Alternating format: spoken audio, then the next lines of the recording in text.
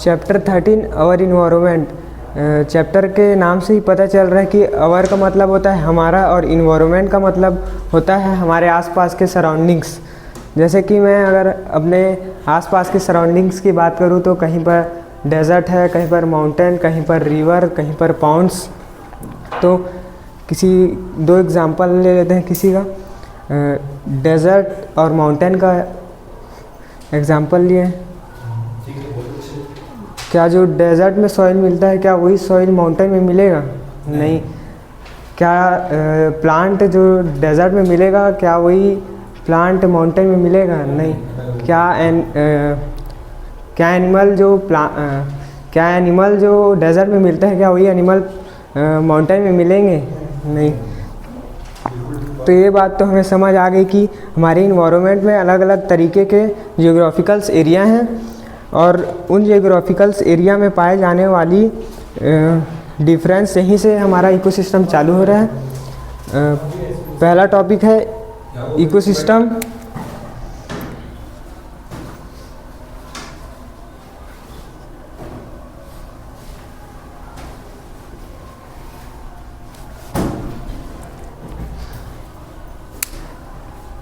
Ecosystem आया है ecological system से। तो हम इकोसिस्टम को डिफरेंस कैसे करेंगे? इकोसिस्टम एक तरह का जियोग्राफिकल एरिया होता है और ये जियोग्राफिकल एरिया दो चीज़ से पाया जाता है। There are two compounds are ecosystem. पहला बायोटिक कंपाउंड्स और दूसरा है एबायोटिक कंपाउंड्स। बायोटिक कंपाउंड्स में लिविंग ऑर्गेनिज्म होते हैं वो आ जाते हैं और एबायोटिक कंपाउंड में जितने भी नॉन लिविंग ऑर्गेनिज्म हैं वो आ जाते हैं। लिविंग ऑर्गेनिज्म का मतलब क्या होता है? लिविंग ऑर्गेनिज्म अपने वर्किंग, अपने फंक्शन के लिए किसी पर डिपेंडेंट होते हैं। जैसे बायोटिक कंपोनेंट एबायोटिक कंपोनेंट में डिपेंडेंट रहता है और एबायोटिक कंपोनेंट बायोटिक कंपोनेंट में डिपेंडेंट रहता है।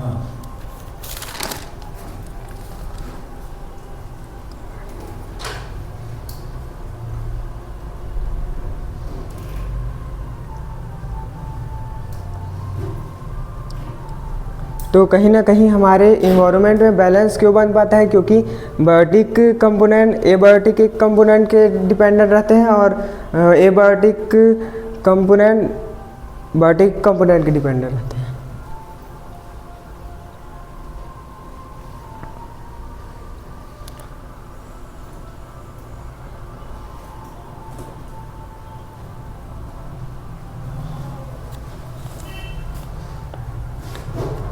Types of ecosystem. पहला है फॉरेस्ट इकोसिस्टम,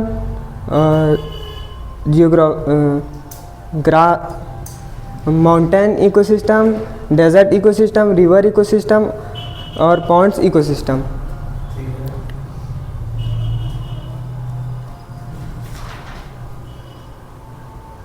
ये अलग अलग क्यों कहा गया है? क्योंकि फॉरेस्ट में जो हमें एनिमल देखने को मिलता है वही डेजर्ट में नहीं मिलता, वही एनिमल देखने को डेजर्ट में नहीं मिलता। जैसे कि जो डेजर्ट में जो कैमल और स्नैक मिलते हैं देखने को वही माउंटेन में नहीं मिल सकते हैं, इसलिए इसको अलग अलग इकोसिस्टम में कहते हैं।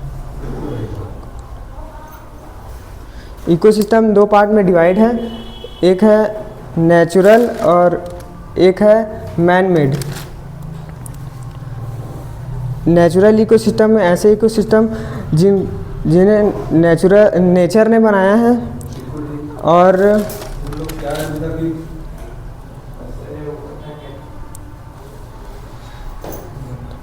Ecosystem which apart in the nature by themselves without any human interference, human effect।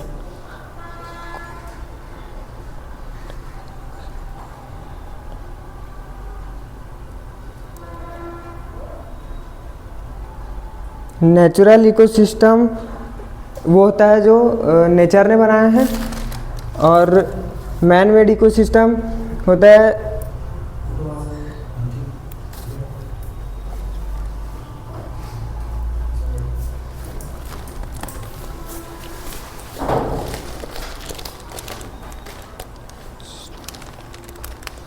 Man made ecosystem ऐसे कुछ इकोसिस्टम है जिसको ह्यूमन ने बनाया है, जैसे कि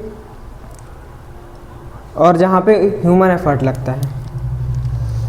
ecosystem which are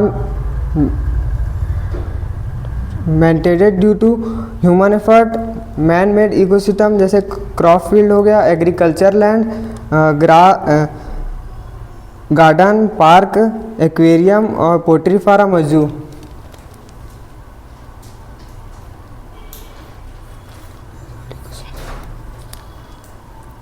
natural ecosystem भी जो है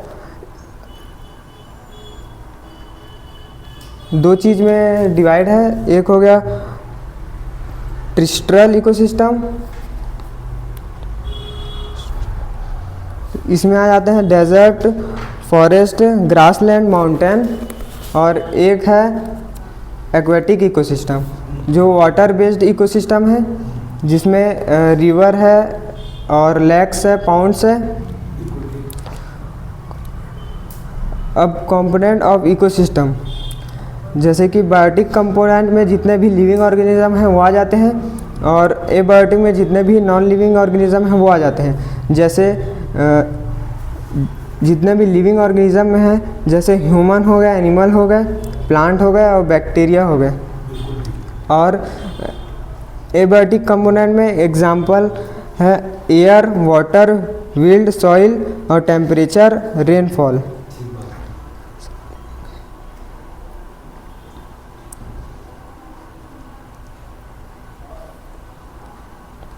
और ये लिविंग ऑर्गेनिज्म 3 कैटेगरी में डिवाइड है, प्रोड्यूसर, कंज्यूमर और डिकम्पोजर।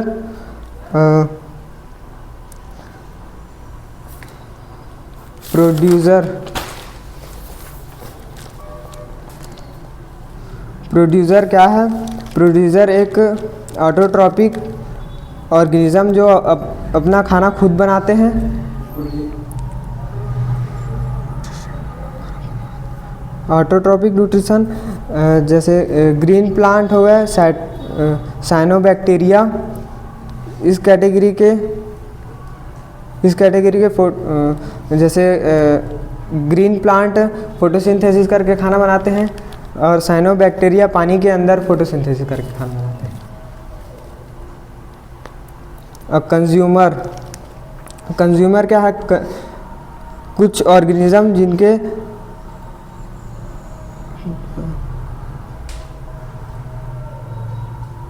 कुछ ऑर्गेनिज्म है जिसको कंज्यूमर के कैटेगरी में रखा जाता है। कंज्यूमर वो ऑर्गेनिज्म होता है जो दूसरे ऑर्गेनिज्म को खाते हैं, जैसे ग्रास हो गया, ग्रास फोटोसिंथेसिस करके अपना खाना बनाता है। और जैसे ग्रास हॉपर हो गया, ग्रास हॉपर ग्रास को खाता है तो वो हो गया प्राइमरी कंज्यूमर। और ग्रास हॉपर जो रहता है उसको स्नैक खाता है तो ये हो गया सेकेंडरी कंज्यूमर। और स्नैक को कोई ईगल खाएगा तो हो गया टर्सरी कंज्यूमर।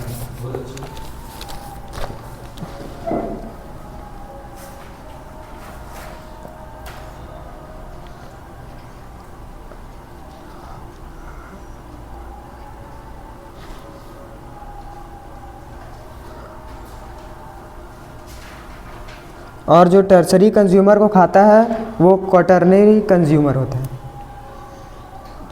क्या होता है वो? जो टर्सरी कंज्यूमर को खाता है वो क्या होता है? क्वाटरनरी। अच्छा, ठीक है। कंज्यूमर में क्या क्या आते हैं? जैसे हार्बीवोरस हो गया, कार्निवोरस हो गया, ओमनिवोरस। हार्बीवोरस के कैटेगरी में जो प्लांट कंज्यूम करते हैं वो हार्बीवोरस होते हैं, जो प्लांट को कंज्यूम करते हैं। कार्निवोरस वो ऑर्गेनिज्म होते हैं जो एनिमल वेस्ट डाइट कंज्यूम करते हैं। और ओमनिवोरस जैसे ह्यूमन हो गए जो प्लांट और एनिमल दोनों को कंज्यूम करते हैं।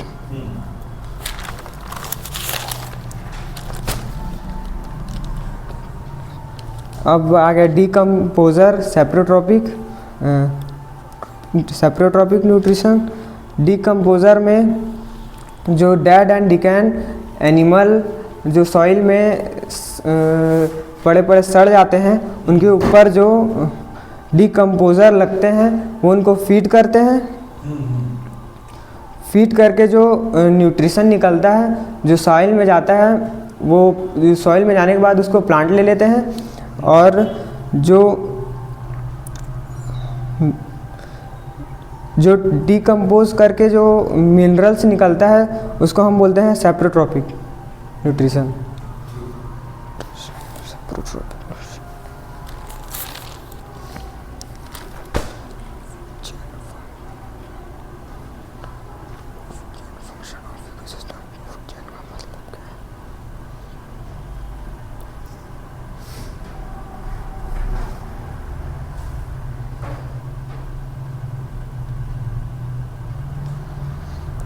फूड चैन का मतलब फूड चैन सिंपल होते हैं, एक रिप्रेजेंटेशन को वो शो करते हैं, और एक मतलब वो एक चैन रहता है जो शो करता है कि कौन किसको खा रहा है।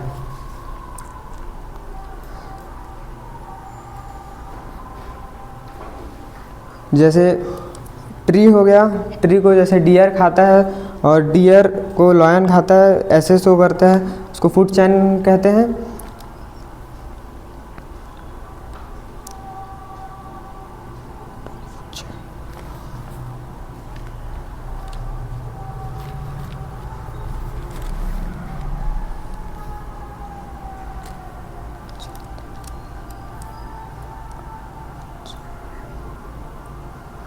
फूड चैन में एक टर्म आता है जिसे हम बोलते हैं ट्रॉपिक लेवल, और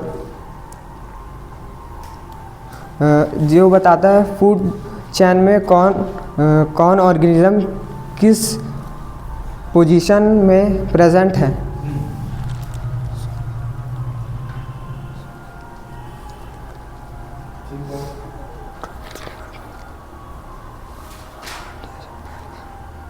जैसे प्लांट पहला है तो उसका ट्रॉपिक लेवल 1 हो गया, और जैसे डियर दूसरे लेवल में मतलब डियर दूसरे में है तो उसका ट्रॉपिक लेवल 2 हो गया, और लायन तीसरे में है तो उसका ट्रॉपिक लेवल 3 हो गया।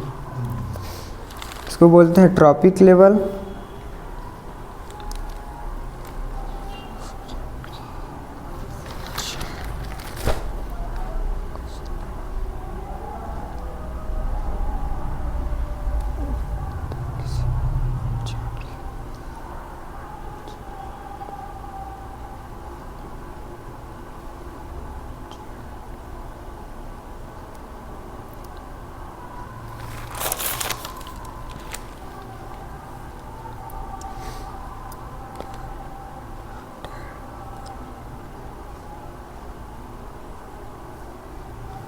Ten percent law of energy transfer. 10% law क्या है? 10% लॉ एक ऐसा लॉ है जो कि ये एक्सप्लेन करता है कि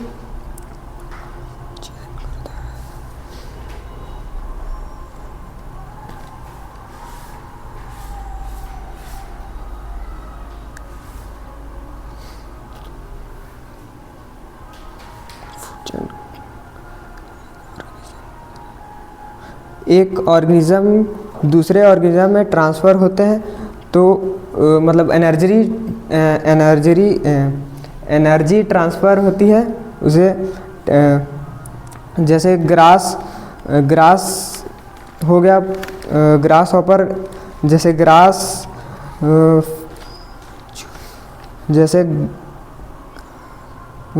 ग्रास प्रोड्यूसर है जो 400 जूल का है, तो अगर ग्रास हॉपर उसको खाएगा तो उसको सिर्फ 10% मिलेगा एनर्जी, तो 400 जूल का हो जाएगा। और जो सेकेंडरी कंज्यूमर है वो स्नैक जैसे कि ग्रास हॉपर को खाएगा तो जो इसमें 400 एनर्जी है वो 10% इसका आएगा, मतलब 40 जूल फिर इसमें आएगा।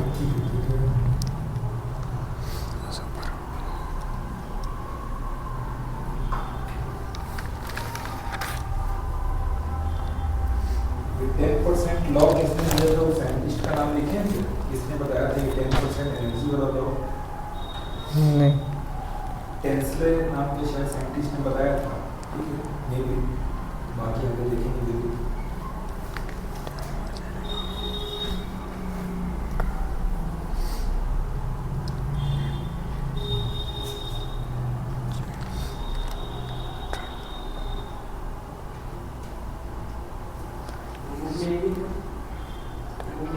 पता नहीं शायद इसमें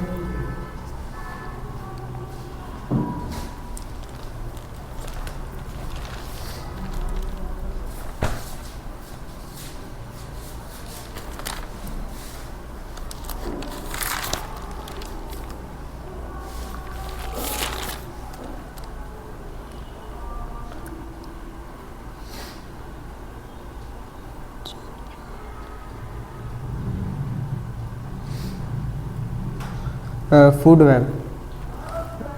अगर आपको लगता है कि फूड चेन की तरह हमारी इन्वायरमेंट में, हमारे इकोसिस्टम में काम करता है तो गलत है। जैसे ग्रास को केवल डियर ही खाएगा और डियर को लायन, तो ऐसा प्रैक्टिकल पॉसिबल नहीं है, सही बात है।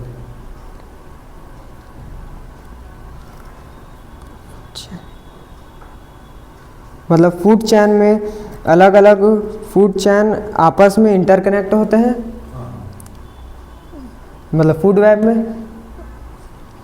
बहुत सारी फूड चेन्स जब इंटरकनेक्ट हो जाती है तो वो फूड वेब बनाती है, ठीक है।